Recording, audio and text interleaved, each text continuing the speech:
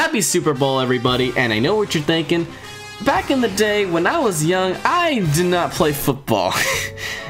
Actually, that's not true. I played flag football. I didn't play the one with the tackling because I was a very frail child and my parents wouldn't let me die. But we're not going to talk about the Super Bowl because I don't know shit about the NFL. Oh, by the way, we'll be talking about American football, not actual football that's known everywhere else. Because football will be in the news, I decided to take this opportunity to talk about one of my favorite mangas of all time. Probably my favorite sports shonen of all time. And probably the most underrated shonen of all time. There's a lot of all times. As you can tell, I don't have a script. I'm just gonna talk with my heart. The passion will guide me through. Which just means this video is gonna fucking suck. I'm sorry. Anyway, what is Eyeshield 21? Eyeshield 21 is a story that revolves around American football. And like other sports stories, it follows a traditional formula. A bunch of fucking nobodies get together to form a team. They grow, we grow along with them, they learn more about the sport, they will eventually participate in a tournament arc, and then proceed to either win or lose. And what I love about football is that because the nature of the sport has a lot of pauses, the pacing never feels rushed. Because a lot of football involves getting your team together to discuss tactics. And that's probably one of the greatest things about Eyeshield 21 is that because Murata is a fan of the sport, he utilizes a lot of tactics either from this history of the sport or from like technical things that could happen. Like for example, there'll be times where they have to try to stop the clock, so they'll do like various techniques that have been done before, even though the rules have changed since then you can't do that anymore. Which is why I need to mention that he does have a lot of creative liberties. There's a lot of bullshit that happens in this manga, but I still love that shit.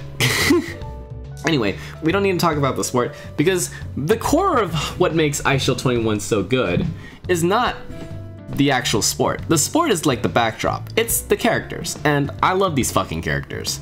I relate to like their fucking struggles and all that shit. And I think one of the best things this manga has going for them is the fact that all these characters, they're not bashonens. They're average looking dudes. Some are fucking straight up ugly. Like, you have Senya and his stupid Astro Boy ass haircut. You have Manta, who looks like a fucking monkey.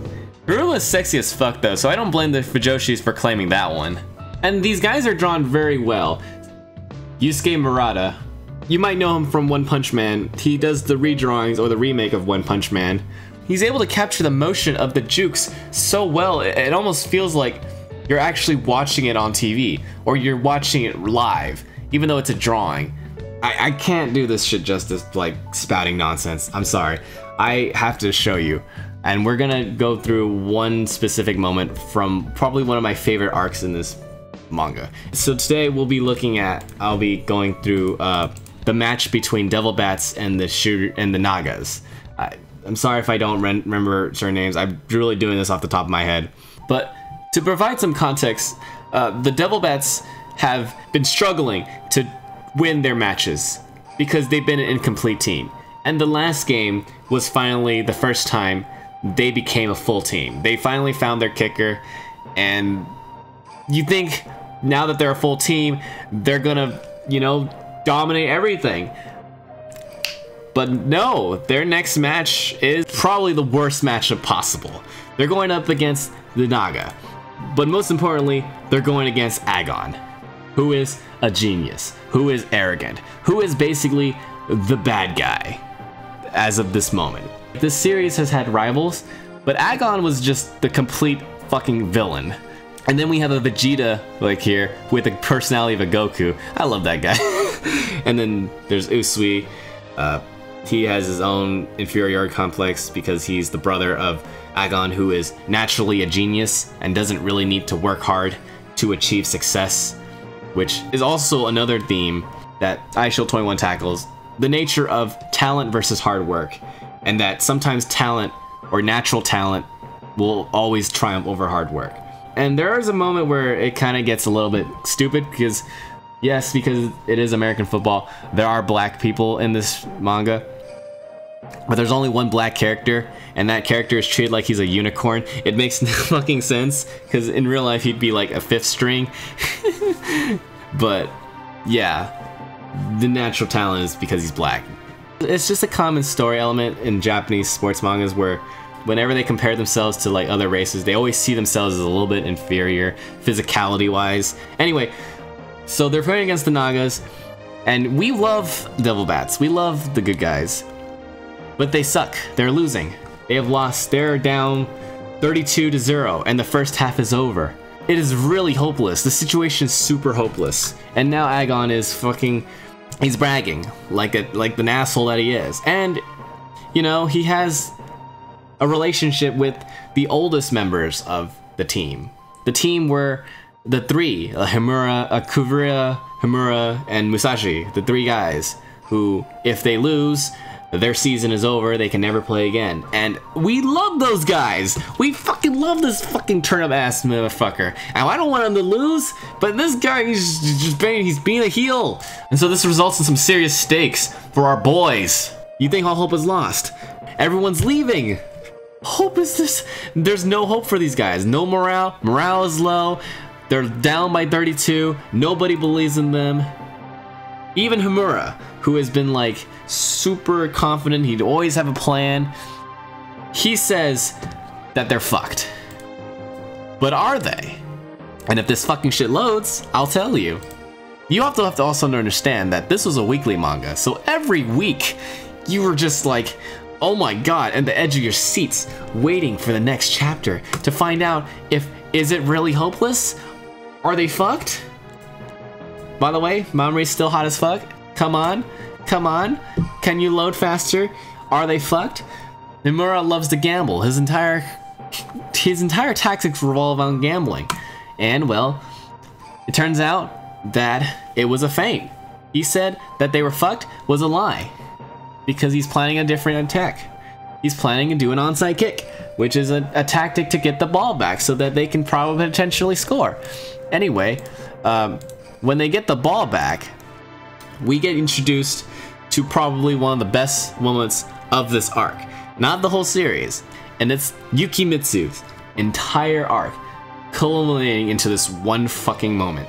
Okay, now provide perspective. Yuki Mitsu is a fucking loser.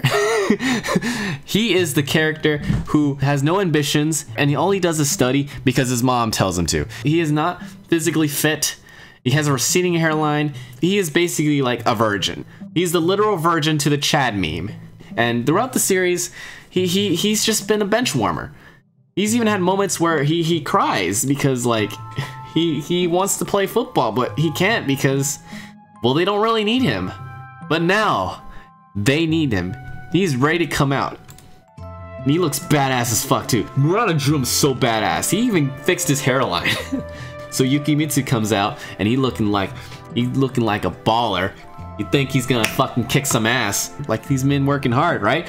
He's physically able, he should keep up with these guys, right? Nope. First thing he does when he steps on, he gets fucking anxiety. He's scared. Naturally you'd be scared. And you're like, oh my god, Yuki Mitsu, come on, you gotta man up, man. You're in the game now. Okay? So you think Yuki Mitsu's gonna do something crazy, right? Because, you know, they've been building this up for like 100 fucking chapters. Yuki Mitsu's gonna finally have his chance to shine, right? No! He gets freaking guarded by Ikkyu. Fucking Vegeta, motherfucker. Probably like second best player on the other team. And you think, oh well, Yuki Mitsu probably has a fucking plan, you know? He can probably like think his way out of this, right? No! The first thing that happens when he starts playing, he fucking trips and falls on his fucking face. This man is like, you're like, come on, Yuki Mitsu. What are you doing, my guy? You have to do something. But it turns out that it was a distraction. And now they managed to gain yardage. Once again, Yuki Mitsu does his best. But he's not good enough. Well, naturally he wouldn't be good enough. So now, they stopped marking him, which is part of Himura's plan. And now, I'm sorry, I'm getting a little bit emotional. And now, it's the moment of truth, alright? Yuki Mitsu finally gets his chance to shine. This fucking loser character, who it was only known good for is his fucking big brains, is finally gonna use his fucking ability of studying of enemy tactics and strategies. Will finally notice a specific marking, a specific path that only him can see. He can easily predict where Homura's gonna throw the ball, and he figures it out, and it's called the option route. This is a tactic that only Yuki Mitsu knows, and oh my god, it's like, oh, it's so, and it's like a beautiful moment because it's like, yes, Yuki Mitsu is finally gonna do something. He's gonna fucking catch the ball, right? No!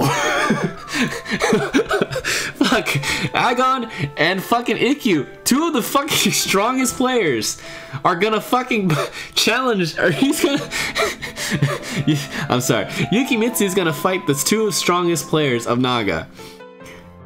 And you're like, fuck, the chapter ends there, and you're like, and you have to wait another week. But we're not gonna wait a week, we're gonna finish this.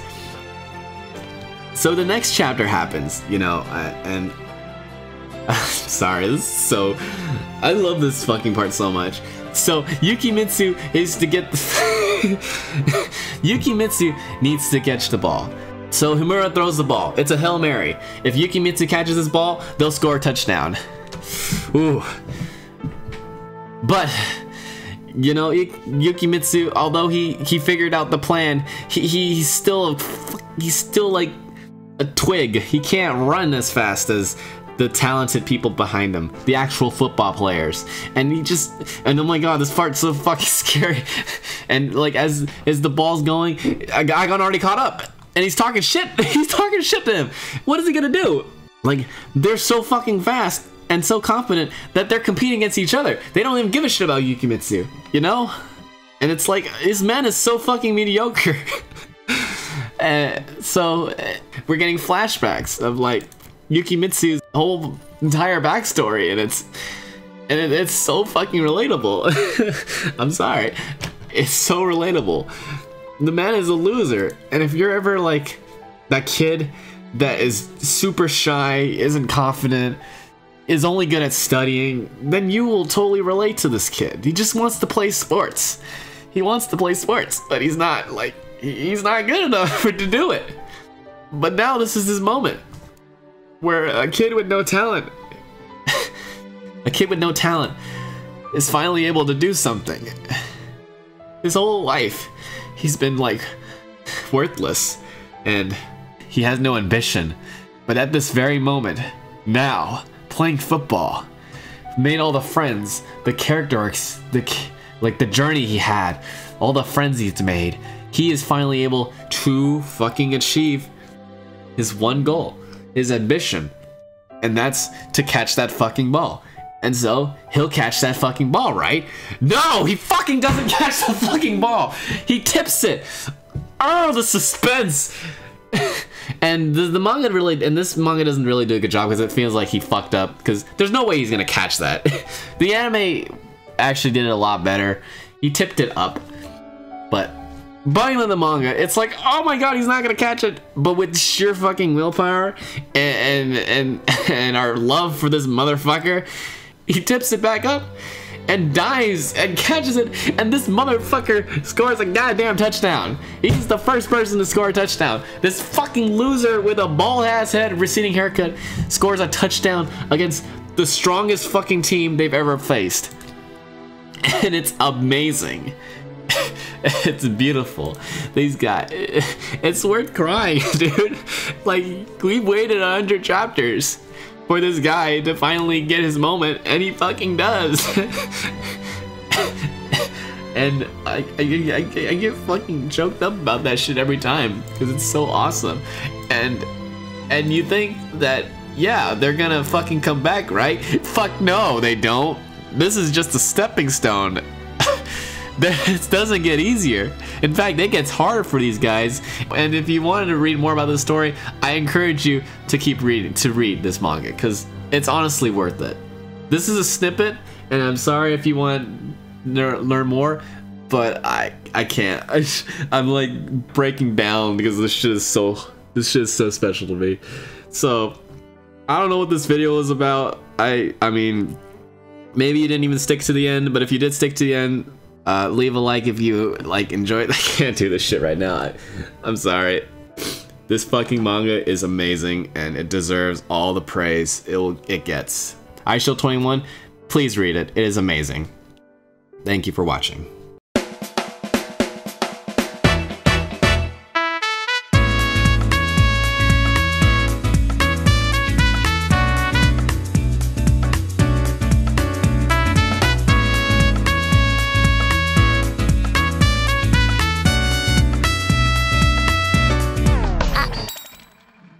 $100円ください。